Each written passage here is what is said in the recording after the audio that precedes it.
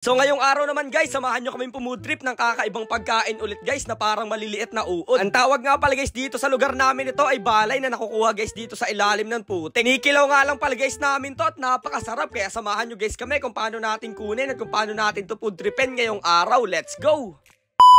So what's up guys? What's up? Mahalapadaan lang. So ngayong araw nga guys, syempre another day, another adventure na naman tayo. So dahil nga guys, low tide ngayon dito sa mga mangroves namin tuwing umaga, inaisipan nga pala guys namin kumuha ng kakaibang pagkain. Mga balay nga pala guys ang kukunin natin ngayong araw na nakatira dito sa ilalim ng mga putik. Para guys itsura siyang parang mga uod pero napakasarap nun guys. At para mahanap nga guys natin yung mga ganong klase ng balay, ayan guys, kita nyo yung butas na yan, huhukayin lang natin yan at nandyan guys sila sa ilalim nagtatago. Sa paghukay nga pala guys ng balay, dapat mabilis yung paghukay nyo sa kanila kasi mabilis nga pala guys lumubog yan pa ilalim dyan sa putik. At eto na guys, kung mapapansin nyo, hinihigit ko na nga pala dito sa ilalim ng putik yung kanyang buntot. At yan nga pala guys yung nakakain sa kanya, yung parang nakalawit na buntot na yan. At napakasarap nyan guys at malutong. Napakabilis nga pala nyan guys at napakahirap nyang higitin sa putik. Kailangan talaga guys mabilis yung iyong pagkilos dyan. Kadalasan nga lang pala guys nakukuha yung ganitong balay dito sa lugar namin pag low tide, kasi nga pala dito sila nakatira sa ilalim ng putik na lagi natataugan guys ng tubig. At sa pagkuha naman guys ng mga balay, para hindi ka malito sa butas ng mga maliliit na alimango at ng mga balay, ang butas nga pala guys ng balay parang pa-oblong siya. Pag bilo guys yung nakitang butas mo ay wag mong kukunin kasi maliliit na ayama lang yung nakatira doon. Nalasan nga pala guys nakatira yung ganitong klase ng balay sa pinaglahok guys na buhangin tsaka putik. Ayan guys yung gusto nilang surroundings na tirhan. Ayun oh, nag-English tayo doon. Kung titingnan mo talaga guys itong balay, nakakatakot talaga kasi parang maliliit guys na uhod na may buntot. Pero ako mismo guys ang nagsasabi sa inyo, grabe sobrang sarap nito guys, lalong lalo na pag kinilaw mo lang tapos isasawsaw mo lang guys sa suka. Syempre bago natin kainin yan ay kailangan lang guys natin linisan yan maayos kasi nga guys gaya ng sabi ko sa inyo ay dito nga pala yung nakatira sa putik at ganyan guys yung itsura niya sa ilalim oh. Medyo may kaparehas nga guys sila ng itsura ng paros, pero ito guys balay kakaiba kasi ang kinakain guys dito yung mga buntot nila. Umanap nga lang pala guys kami dito sa gilid na pwede namin pag-set upan ng mga gamit namin at ayan guys dali-dali na rin kami dito nagtayo ng gagamitin nating lamesa.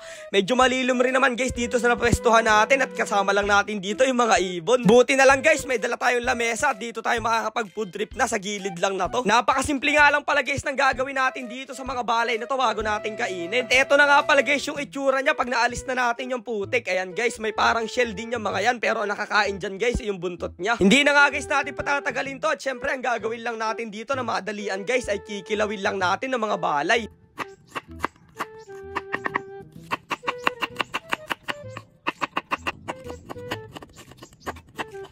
At syempre nag-ayat na guys natin dito yung mga rekado at ipunin na natin yung mga yan.